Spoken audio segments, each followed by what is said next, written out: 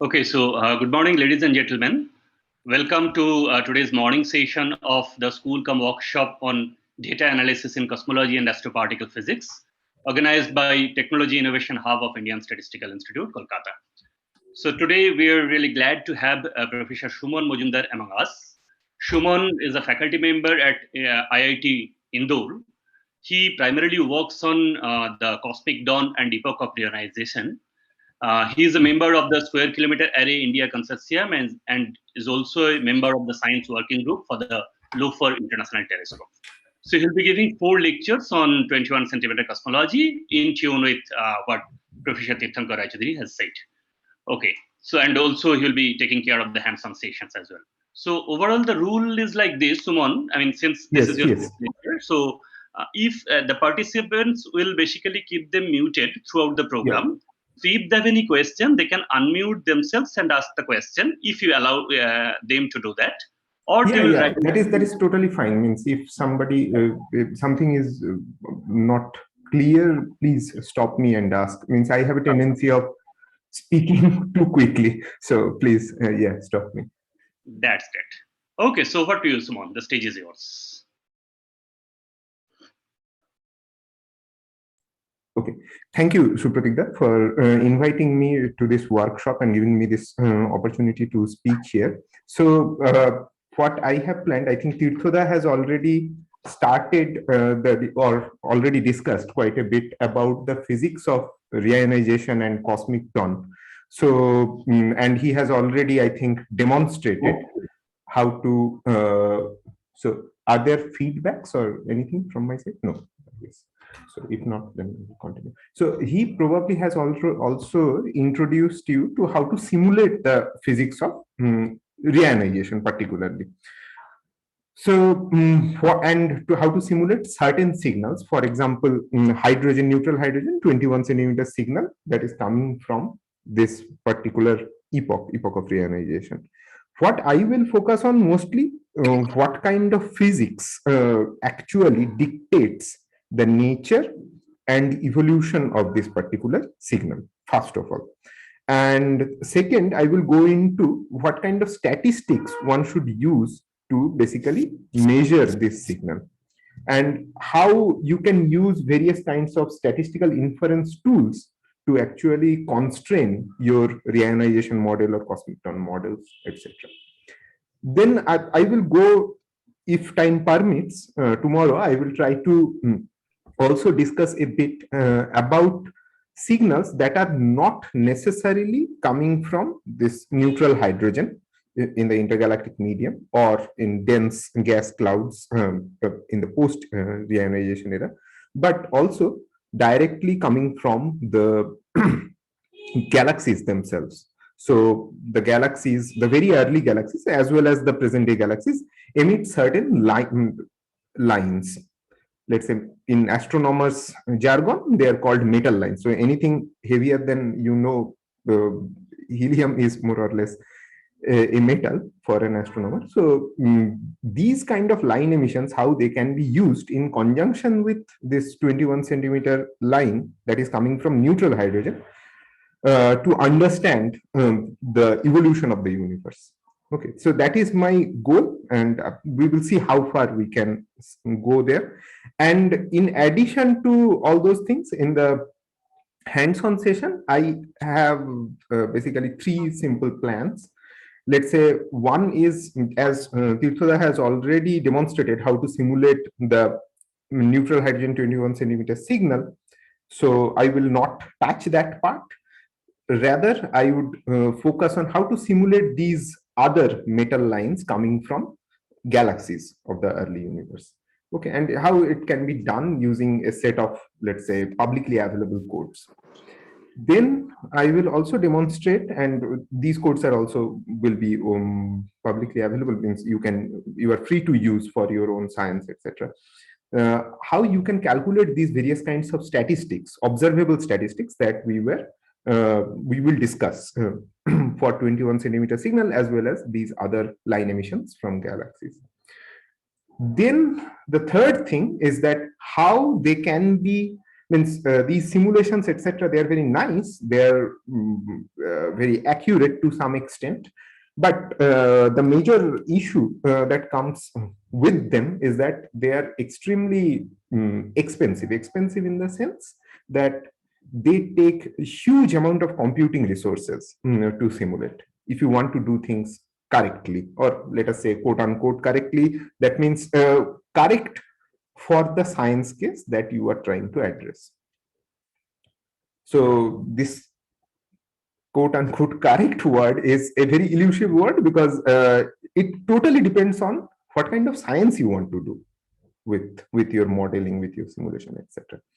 So as an alternative, people have come up with an application of this, as we hear quite a lot about them, is this machine learning techniques. So there, using a set of accurate simulation, you can actually train the artificial neural network to mimic the specific observable statistics that you want to simulate, let us say.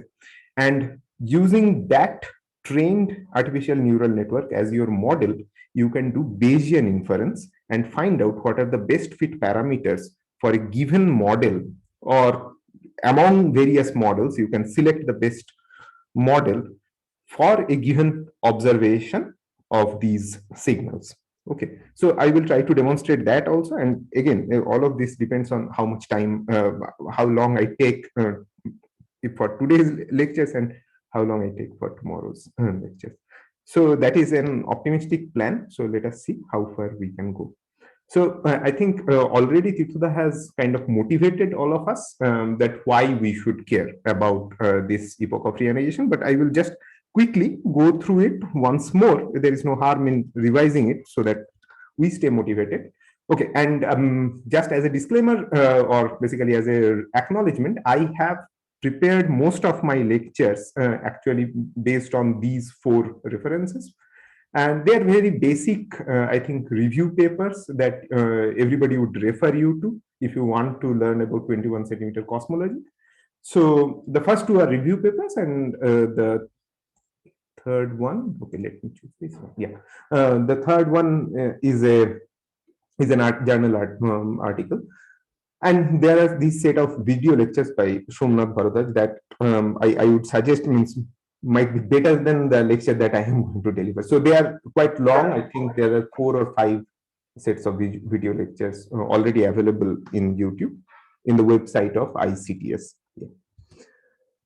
YouTube channel of ICTS. So why we are interested in all this? So my motivation, or many people's motivation about studying for studying this particular era, is the following. So as human beings, we have, let's say, very good understanding, or at least observational evidence or data of 2 specific epochs in the history of our universe.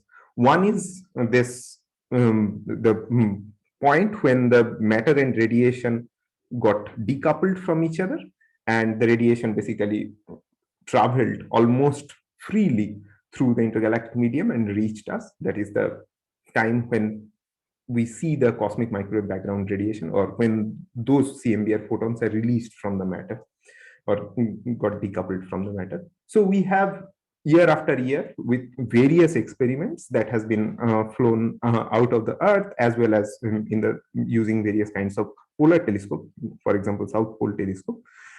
And balloon-borne experiments, we have very detailed information about the about this particular era.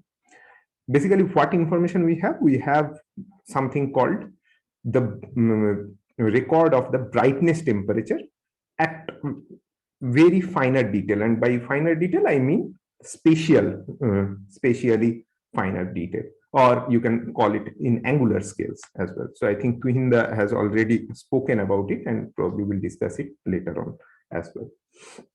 So that is something we know very well. Okay, and we also have more or less reasonable understanding of how galaxies are distributed around us at the present day. So at the present time of our universe, how galaxies are distributed around us. So I guess all of us in the basic cosmology class, you are already familiar with the concept of cosmological redshift. So Majumder and Tirthoda probably has already discussed those things quite in detail. So I'm not going to go into that. But the point that I'm trying to stress upon is that this distribution of galaxies that we have, let's say if I consider SDSS, it spans very short redshift range. So right now, I think with the latest data release, it goes up to a significant amount, but still it is fairly local universe. So by local, I mean within redshift 1 or so, we have very detailed information about how galaxies are distributed. However, the main issue between these two phases of the universe is that we do not have any information about what happened in between. And that is more or less the problem, or let's say the biggest problem in cosmology right now, one can say from observational point of view. So we do not have enough observation. I will not say any observation, but I will say we do not have enough observation. By enough, I mean not at the level of or accurate, means at the at the level that we have about the CMBR or about the galaxies that are distributed around us. So we do not know what happened in between. So as you have already basically have gone through and people have discussed that these initial fluctuations in the matter distribution that are imprinted on the photons, the initial the photons which were coupled with them, and when these photons got decoupled, essentially they carried that signature of fluctuation on them, on their brightness temperature or on their specific intensity. We will get into this brightness temperature and specific intensity eventually. If I hope, I think it might have been discussed earlier, but we will discuss it anyway, just for the context of 21cm.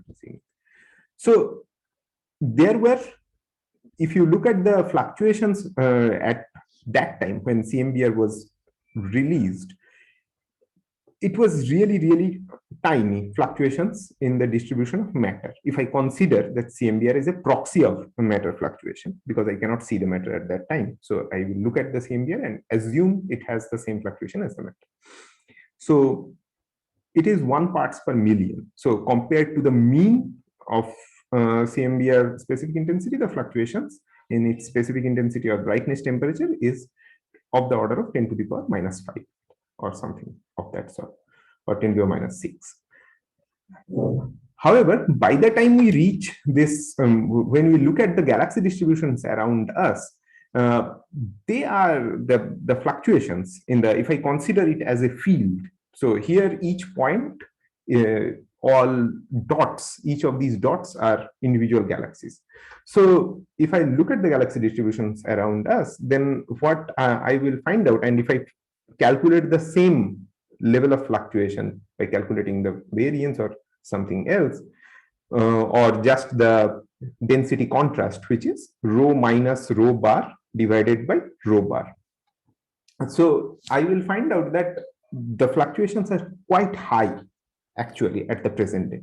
So how did this happen? How did this tiny fluctuations, which were of the order of 10 to the power minus 5, lead to these extremely high fluctuations in matter distribution that we see around us today? So one believes that if you manage to observe what has happened in between, you will be able to tell what led to this complicated galaxy distribution around us today and how the initial fluctuations have led to this. Okay, and there comes essentially the story of hydrogen.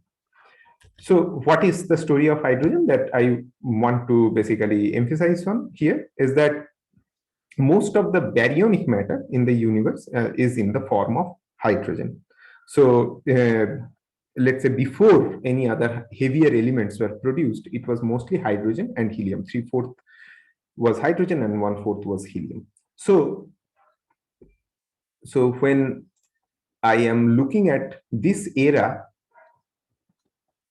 effectively, there were no, let's say almost no sources of light. So here the hydrogen will essentially follow, as we know that most of the matter, again, not necessarily visible matter, but total matter is dark matter.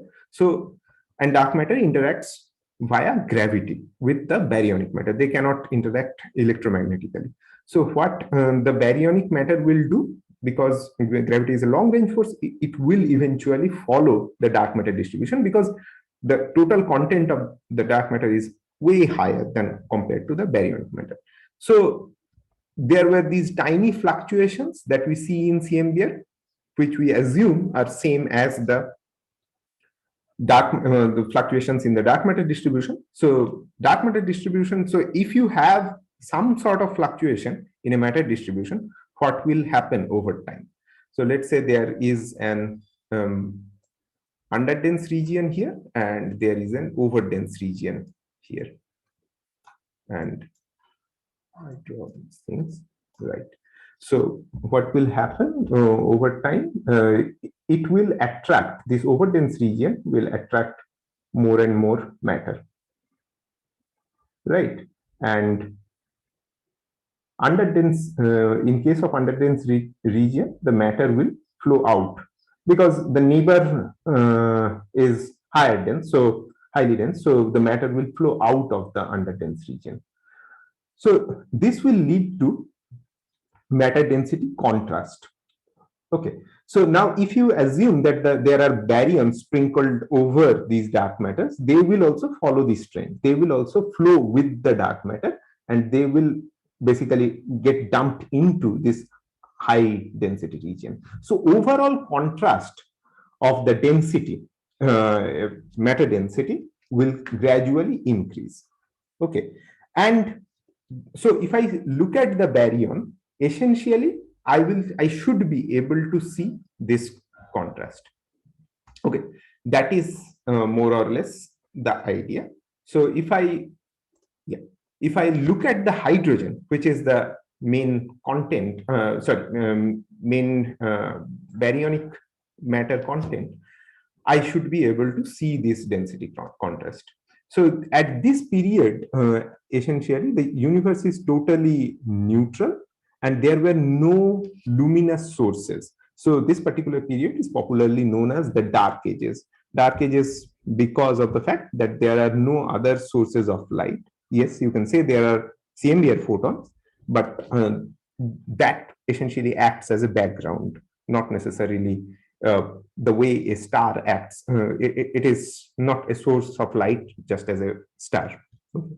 So there are no sources of light other than CMBR, and that's why this particular period is popularly known as the Dark Ages. Then the first sources of lights were produced around this particular time, and all of this is based on some theoretical model. So far, actually, there are not enough evidence to basically say that this is exactly what has happened during this intermediate period of the universe's history, which we do not know about, or which we do not have enough observations. So these are all, let's say, calculated guess.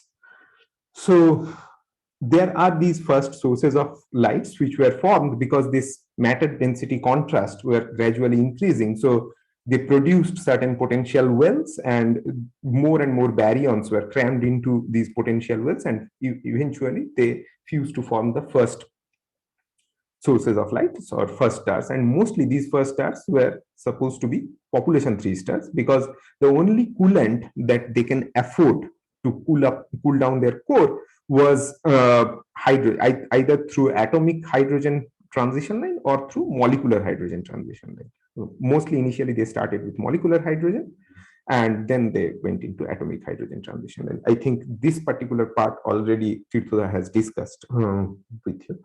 So once these first generation of stars are produced, they started producing now photons. These photons are mostly in, let's say, Lyman alpha, X-ray, etc., etc. Means UV and X-ray photons. Now, what did this Lyman alpha photon and X-ray photons will do? They will first, this Lyman alpha photon will affect the hydrogen in some way, and we will discuss it later. And the X-ray photons will affect the hydrogen in slightly different way. And a major portion of ultraviolet photons if there are enough number of them, they will start ionizing the hydrogen, essentially photoionizing the hydrogen. So all of these three processes were going on in the universe. And eventually, because the environment is changing, because you have the first sources of light, so they are in some way or the other started polluting the environment where they are sitting in. So by polluting, I mean they started producing these radiations. One of them is called Lyman-Werner radiation. What it does, it essentially dissociates the hydrogen molecule. So cooling via hydrogen molecular line becomes difficult after a while. There are not enough hydrogen molecules to cool down. So the next generation of star will not use molecular transition lines in hydrogen molecule to as their cooling channel. Rather, they will use atomic transition lines in hydrogen. And eventually, even hydrogen will not be able to provide them. Hydrogen atoms will not be the efficient way of cooling, because by that time, the next generation of stars will probably produce the heavier elements, and via supernova explosions, these heavier elements will be emitted into their surroundings, effectively again polluting their surroundings in some way or the other. And next generation of stars will produce, and they will cool via these metal lines, the heavier element lines. Okay, so that will keep on going. And keep in mind that in the background, actually the gravity is not sitting lazily. It is still changing the density of the matter. So it is gradually changing the density of contrast, and the density contrast is getting higher and higher at places where there are high density regions. They will keep on attracting more and more matter. And so more and more structures will form, and more stars will form, more and more, then eventually galaxies will form, and there will be enough ultraviolet photons in the universe that eventually all of the hydrogen atom, so as to say, in the universe will get ionized. So this particular phase, when the first stars were formed and they started affecting their environment, and until these stars become effective in ionizing the hydrogen, they essentially heat up the intergalactic medium in some way or the other. So that particular phase is called cosmic dawn, when the first sources of lights were formed. And then when the ionization of the intergalactic medium, or the hydrogen in the intergalactic medium, becomes important, that particular phase is called the beginning of the epoch of reionization. And by the time most of the hydrogen is ionized, it is the end of the epoch of reionization. Now you may ask the question, where is the rest of the hydrogen right now? Means, is all the hydrogen is ionized? The answer is no. There are still some hydrogen left, and they are left in a interesting part of the universe where, as we were discussing, the density contrast of the matter is gradually growing. So there will be certain locations in the universe which will have extremely high density, high matter density. So a huge amount of hydrogen will basically get collected there, will stay there. So what will happen, the column density of hydrogen in those locations will be so high that even with a very high ionizing background, ultraviolet ionizing background, they will not be able to ionize these locations fully. So what will happen on the surface of these regions, the ionization and recombination rate, because recombination is also going on continuously, will balance each other, and these systems or these regions will remain self-shielded. So the hydrogen in these regions will remain self-shielded. And that is the hydrogen that is there in the universe post-reionization. So pre-reionization or during reionization, the hydrogen essentially probes the hydrogen is there mostly in the intergalactic medium. By the end of the reionization, most of the hydrogen in the intergalactic medium is finished, they are ionized, but the hydrogen that is left are left in a very high dense environment, which are popularly known as Lyman alpha absorbers or Lyman alpha absorbing systems, damped Lyman alpha clouds, etc. So those will be the leftover hydrogen. So if you are following hydrogen, or if you manage to see the hydrogen in some way or the other, you will actually see different, first of all, you will see different phases of the universe's evolution, and you will also see different parts of the universe depending on at what time you are looking at the hydrogen. So what hydrogen does, it essentially provides us a time machine. It provides us an opportunity to go back in time and look at the universe, how it was back then. And that is done more or less using a particular line in the hydrogen atom. So one can look at this whole scenario as if it is a murder mystery. So where one can assume, means obviously the victim here is hydrogen, which is getting killed over time. And the best possible way, let us say, to solve a murder mystery is if you have an access to a CCTV camera, which was basically aimed at the particular location where the incident happened. So you can play back the recordings and find out who actually killed the hydrogen. So those are the major questions that people would like to answer. First of all, who was responsible for killing the hydrogen or ionizing the hydrogen or changing the state of the hydrogen, even if it is not being ionized or photoionized. And when did this happen? Means what was the time scale during which the most of the hydrogen were ionized, and how did this happen? Means how this intergalactic medium initially got heated up and then they started ionizing, etc., etc. And what were the players basically that more or less part of the who. So the best way, as I said, to solve the murder mystery is by looking at the recordings of a CCTV camera at the location where this incident happened, and this particular line, which is arising due to the spin flip transition in the hydrogen atom, gives us an opportunity to look back in time and see what actually happened with the hydrogen. So this particular line is of wavelength at rest frame 21 centimeter or of frequency 1420 megahertz. So how did this line originate? Basically, you have one electron and one proton in a hydrogen atom, and the spin states of these two particles either maybe parallel or maybe anti-parallel, and the transition between these two spin state gives rise to this particular line. And as it is a line emission, so you have the advantage of using cosmological redshift to your benefit. So this particular line will get redshifted depending on when in cosmic time it was released.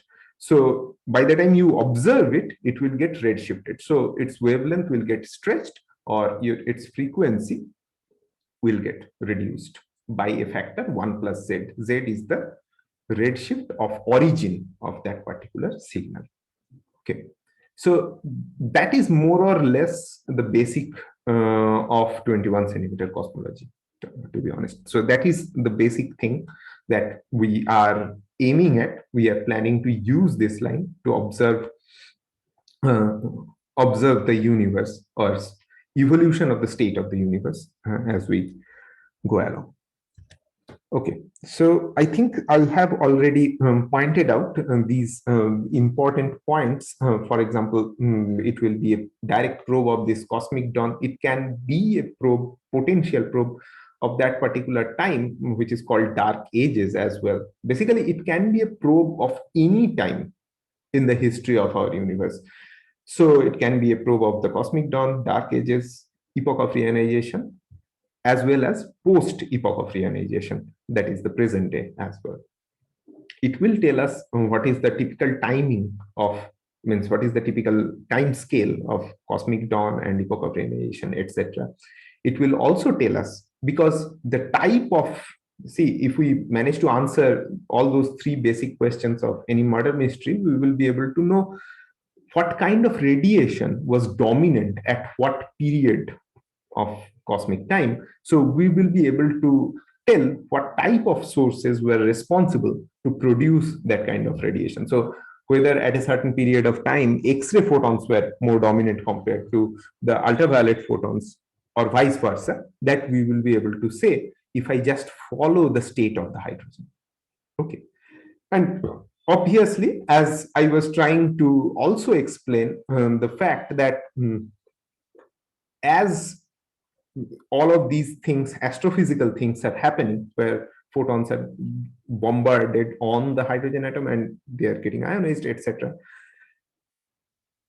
At the same time, universe, the gravity is not sitting idle. It is also evolving. I mean, it is gradually, it is attracting matter at high density regions, and the matter is moving away from the low density regions, right? So the state of this density fluctuation is also changing. So in principle, if you can get, let's say, from your 21 centimeter signal, which contains all this information, the astrophysical aspect, as well as the cosmological aspect, which is mostly driven by this gravity. So if you manage to disentangle them, you can actually tell something about the cosmological model as well from this particular signal. And you can tell various physical processes that are going on inside the intergalactic medium. Okay, so so there are various ways in which you can, or you may target to observe this particular signal. I will mostly focus on a particular technique which is called radio interferometry. So as you can see, if I go back in this particular figure, here we have the cosmological redshift, let us say, printed on the right hand axis of this cone. And on the left hand, actually, it is the observed frequency, new observed, that is the observed frequency of the 21 centimeter signal on the left hand side. So if I am at redshift 6, I should, so let's say if I am targeting to observe the IGM at redshift 6, my observed signal should have a frequency 200 megahertz. If I go even at towards higher redshift, so redshift 30 or so, the observable signal should come around frequency 50 megahertz. So essentially, what I can do, I can tune. If I am using a receiver, let us say it's a normal radio, I can tune the radio and to that target frequency to observe the signal from a target redshift, the corresponding target redshift. Okay. So there are two ways of doing this. One is something called the monopole experiments. So what happens in monopole experiments? You say that, okay, fine, as you can, as we were discussing, that in the universe, some locations have higher density of mass, some matter, and some locations have lower density of matter, just due to the effect of gravity. So let's say I am not interested in all that. Let's say I just want to know how, on average, this signal evolves with time. So I will say, okay, fine. I don't care how spatially this signal varies, just like the spatial variation of CMBR. I don't care about that spatial variation. All I care about, for example, CMBR has a mean temperature, right? 2.73 Kelvin. So I care about that only, right? So just if I compare this particular signal with CMBR, CMBR is a 2D signal. It is coming from a single surface, or let's say a single but slightly thick surface.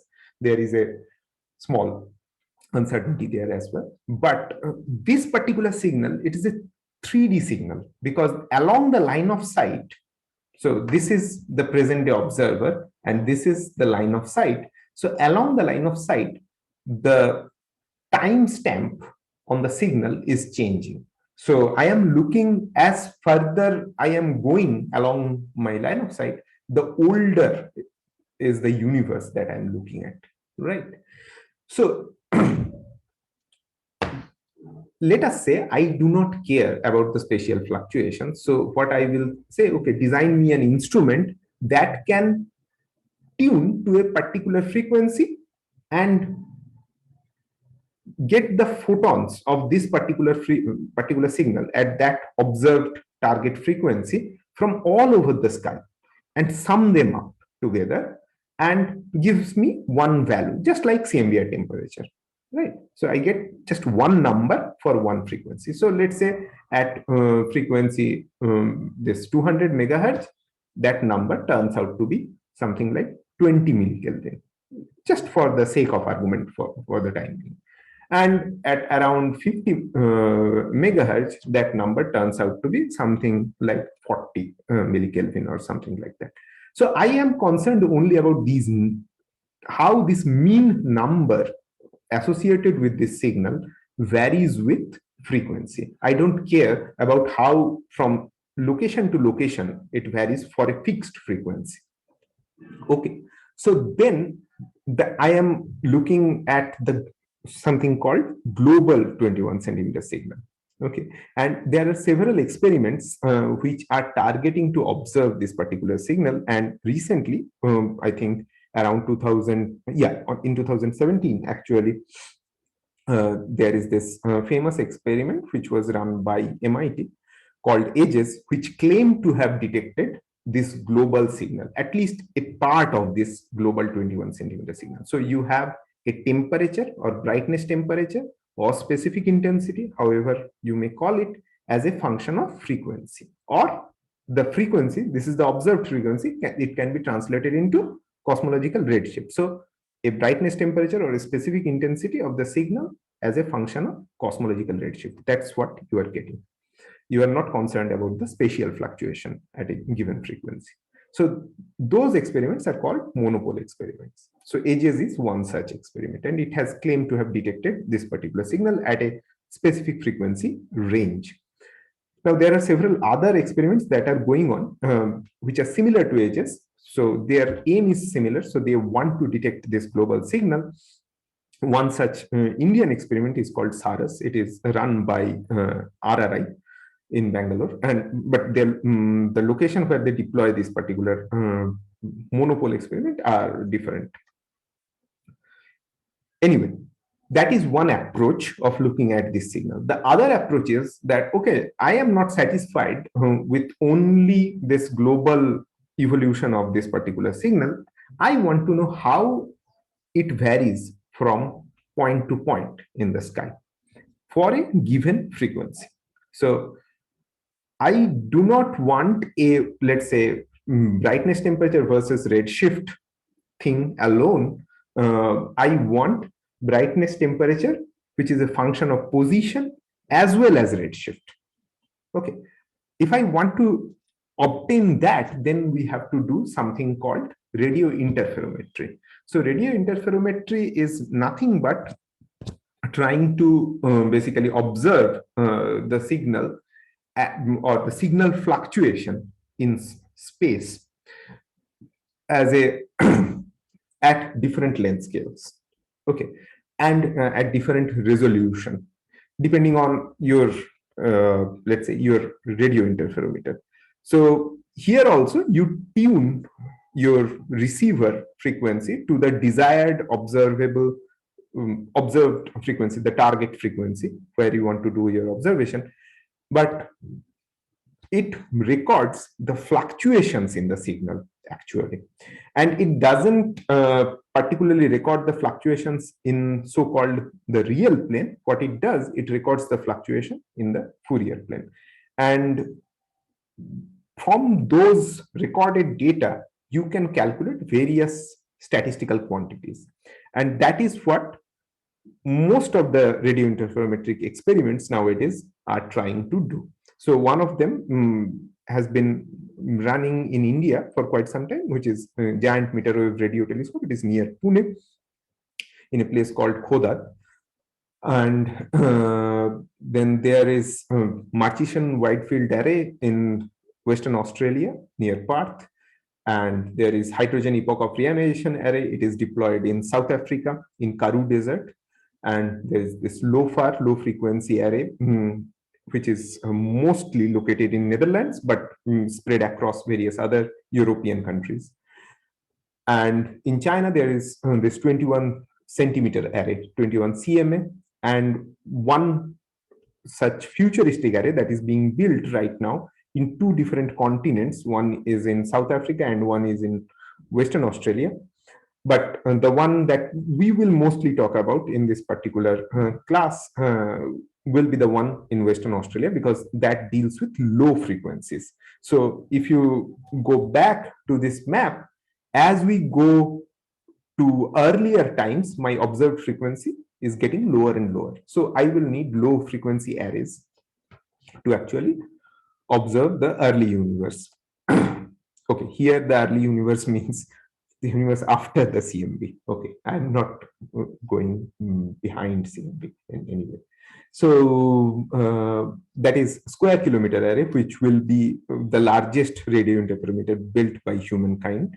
And eventually, and the construction of this particular telescope has already started. And one hopes that by 2027 or 2028, the first light will be observed using these telescopes. So as we probably all know, that the square kilometer array actually is an international telescope. So it's a huge international collaboration in which India is also a member country. And there are lots of interesting facts about this particular telescope. So just to operate this particular telescope, one has to give up the conventional way of doing radio astronomy in particular, where a human being actually manually analyzes the data. Even with the help of a software, actually lots of human intervention is required. But that will not be possible because the amount of data this particular telescope will produce is humongous. And you can get some idea. It will be basically 5 times the total global internet traffic that was there in 2015, just in the SK low portion. So half of the array that will be located in Western Australia.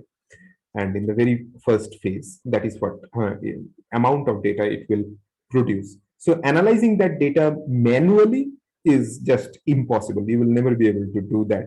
So one need to basically develop clever algorithms to analyze that data in an automated fashion. And lots of people are actually dedicating their lives to develop those algorithms right now. So let us get back to our main concern that we want to discuss today, that is the 21 centimeter signal. So as I was trying to say, that it is a spin flip transition in the hydrogen atom between the two spin states of electron and protons. Either they are parallel or anti-parallel, and the transition between these two states gives rise to this particular line.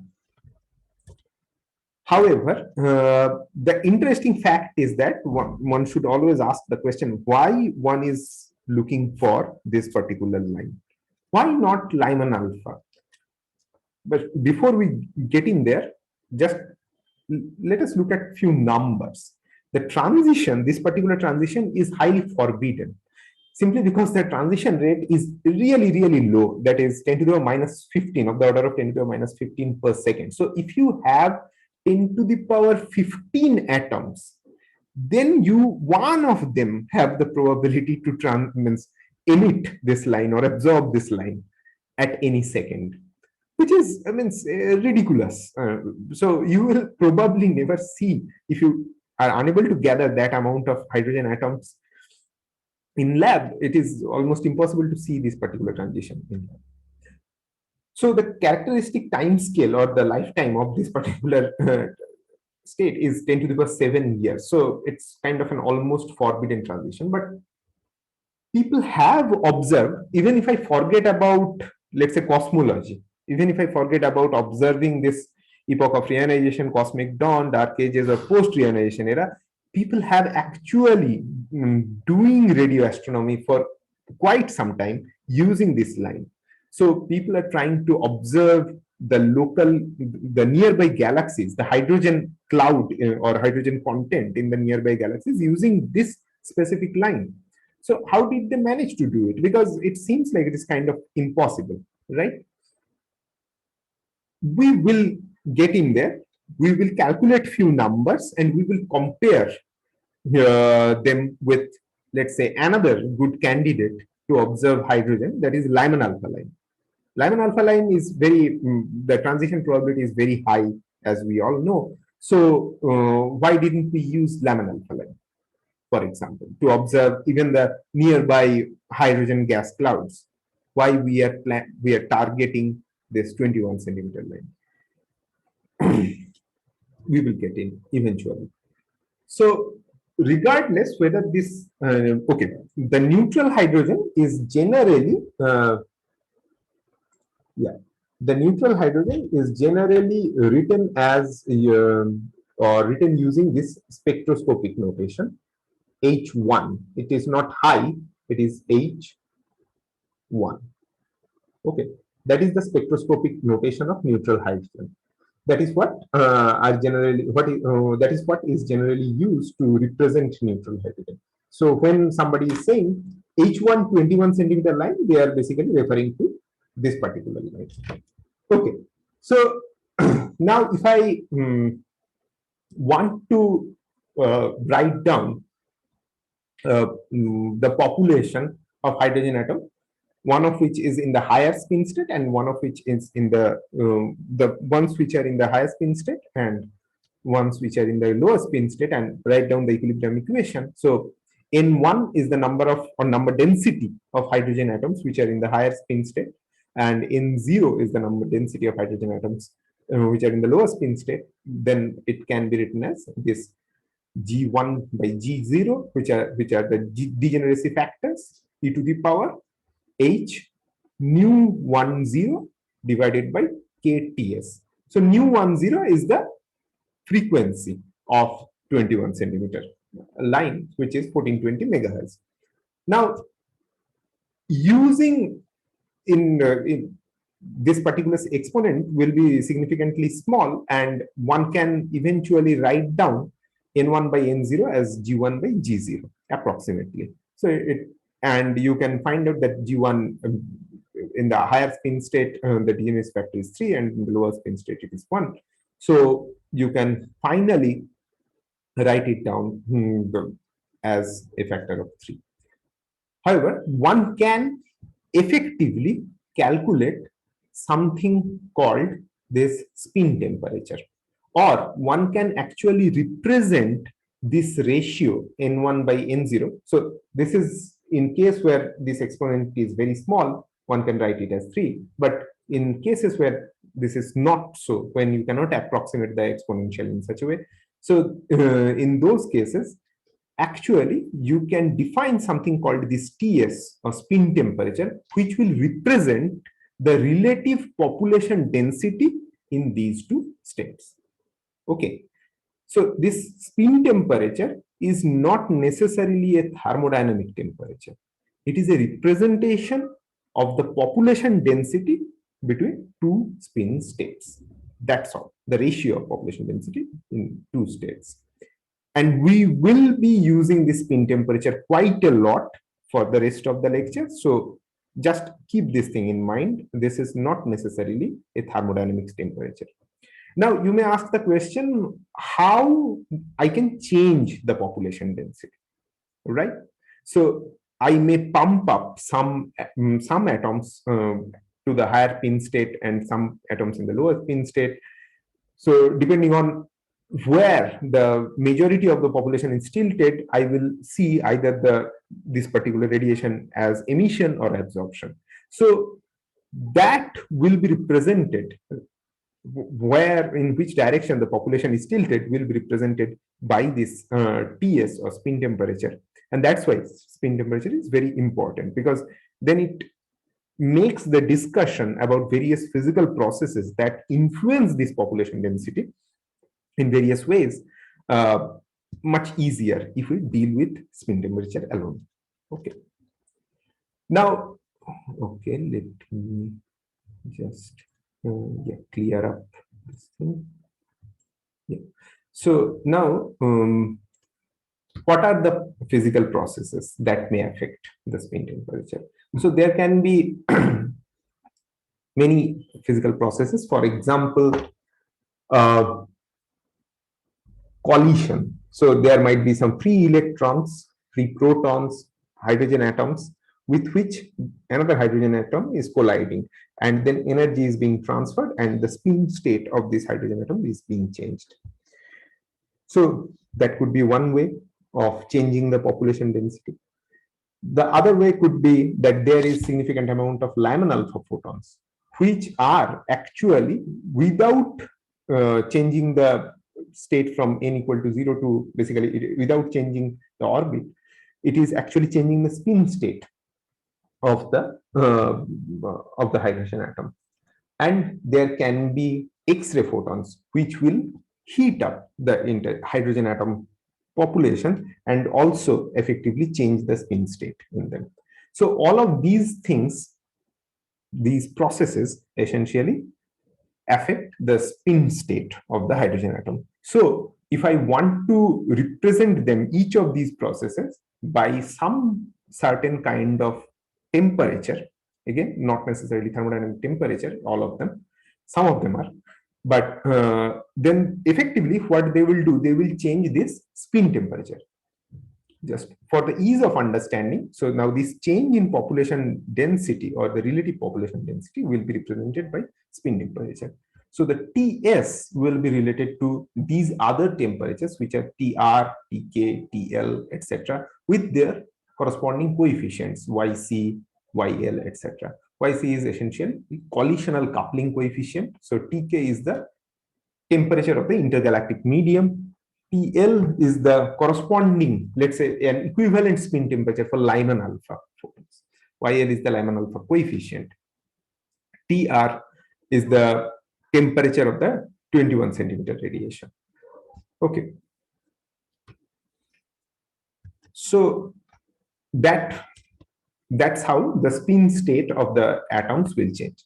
Now, next thing that we would need to know, because we are planning to measure this radiation, so how we will measure the radiation? One of the observable quantity that one can measure for any radiation is something called specific intensity. So you consider an area dA normal to the direction of a given ray and consider all rays passing through this area. So I guess many of you have already done a course on probably radiative transfer, radiative processes in astrophysics. So then these things are redundant. And yes, I will, at least in the first lecture, I will mostly deal with the basics of 21 centimeter signal. So if you have already done this, attended some lectures or seen some video lectures, it might become very boring for you. So you don't have to necessarily listen to it. So you consider an area, elementary area dA, and in a direction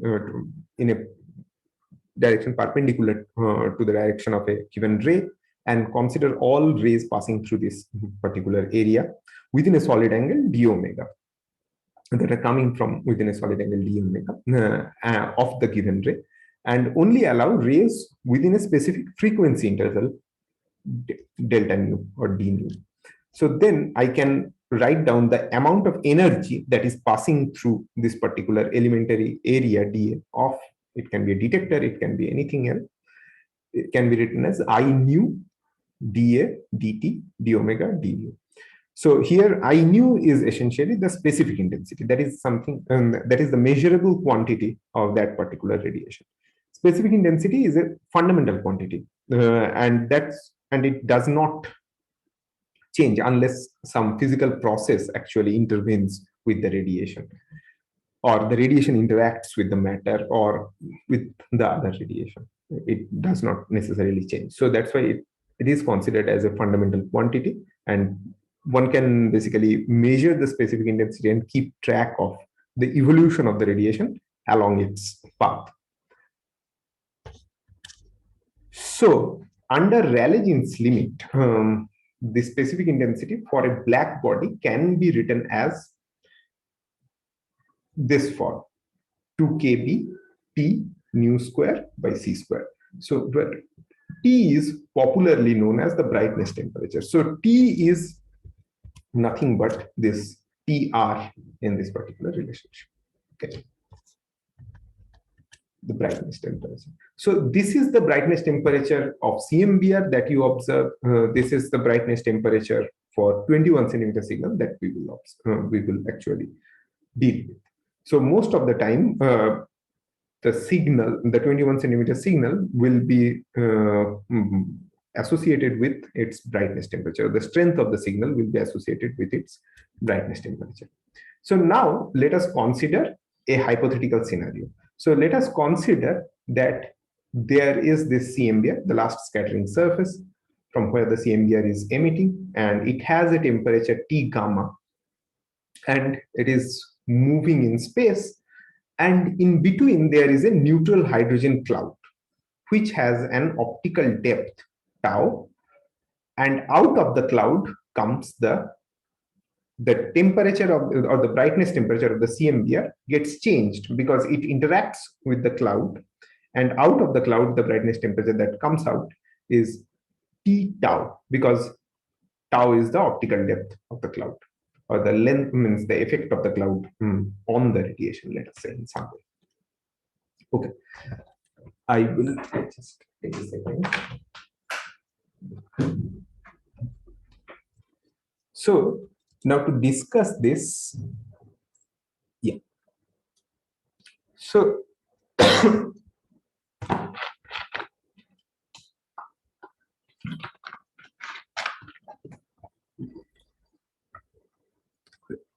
yeah.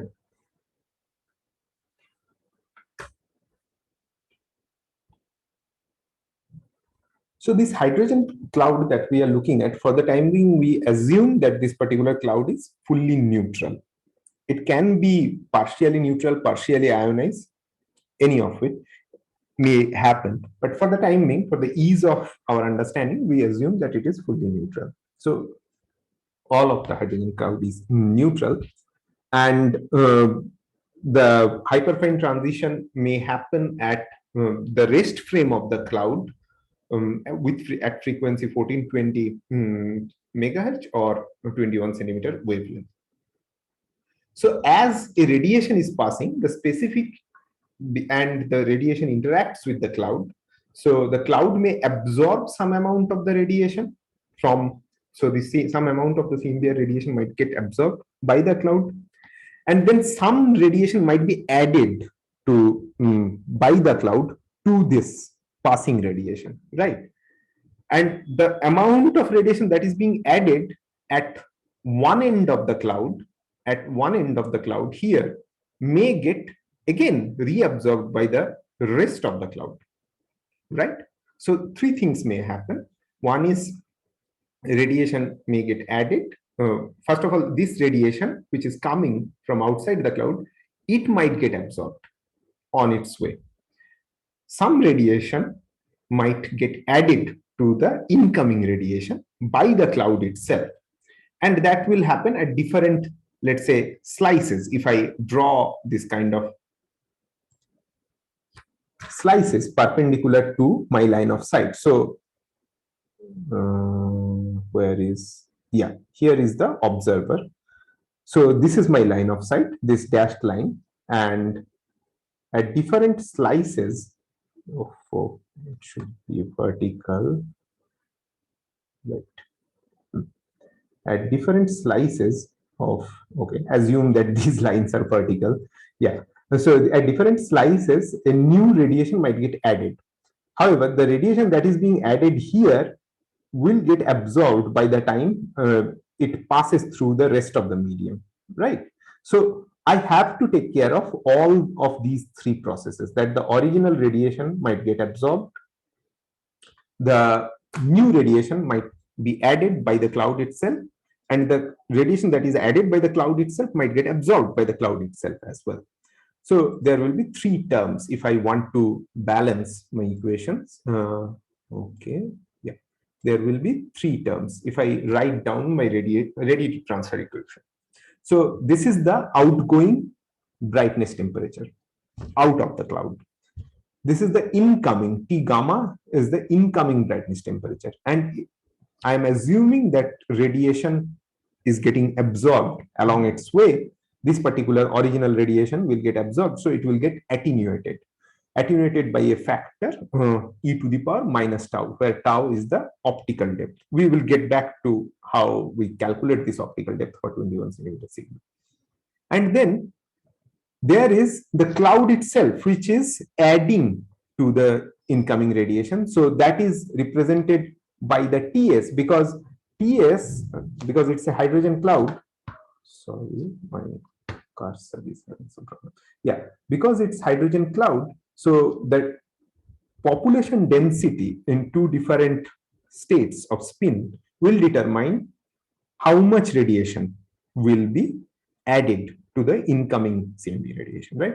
So that TS with a factor, multiplicity factor 1 will be the added radiation at a certain point. And that same TS will also get absorbed, or that in basically the added radiation will get absorbed by the cloud itself. So there is a factor, and by what factor it will get absorbed? By the same factor, e to the power minus tau. So there is a factor e to the power minus tau with it as well. So Ts minus Ts time e to the power minus tau. So that would be the resultant radiation added to the incoming radiation. So this will be my radiative transfer equation with which I will more or less deal with for the outgoing radiation from this particular cloud. Okay. Now I need to calculate this particular tau to understand how much radiation will come out of the cloud, right? Right. So that particular tau will depend on various factors, depending on what kind of processes that are going on inside the inside the cloud, etc., etc. And we can have a quick calculation of that. Let us first have a quick calculation of. So, okay, this is tau on the left hand side. What you see here, yeah, what you see here is something is wrong with the, yeah, now it's better. So, what you see here on the left hand side, this is tau for a cloud of length L, which is basically this cloud is spanning from at one limit it is L naught to the other limit it is L along the line of sight. So that is the length of the cloud, let us say. So how do I calculate optical depth? Optical depth is nothing but integral of alpha dl.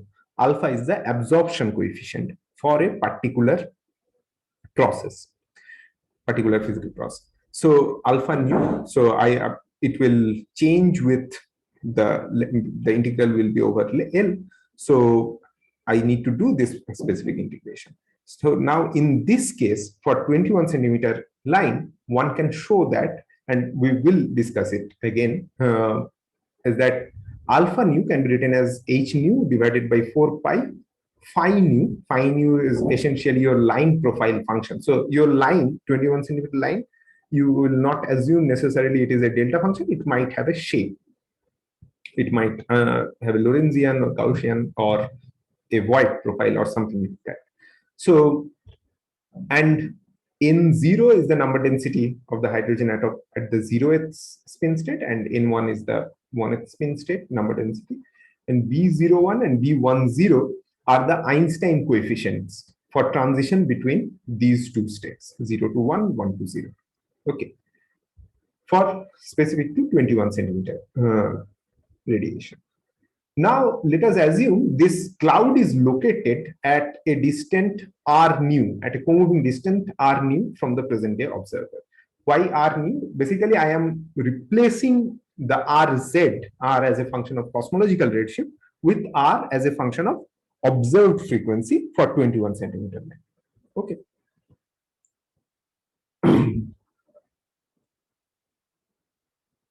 So the for a physical line element, delta L at that particular epoch when the H1 radiation was originated, the line will be spread over its frequency range delta nu.